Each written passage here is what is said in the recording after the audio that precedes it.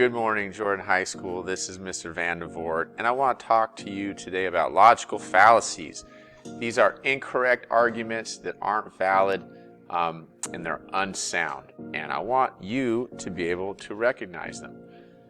You'll hear these a lot when you hear anti-mask and anti-vaccine people talk. And here are some ones that I have been hearing lately, and I want you to understand and so you'll be able to counter them. One thing you will hear is this idea: natural immunity is the most powerful protection. And this is a category of logical fallacy called appeal to nature.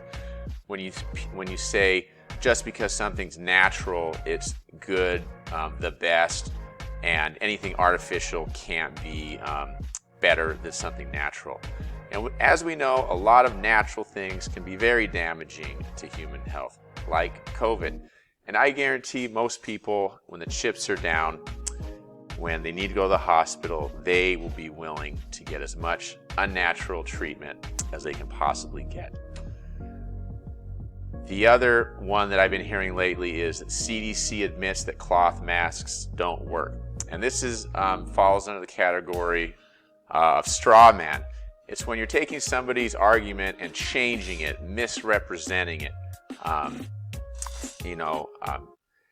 therefore making it easier to attack. What the CDC did state was that cloth masks don't work as well as surgical masks and N95 masks that you see over to the left. So you do get protection from any type of mask, but wearing a surgical mask is better than a cloth mask.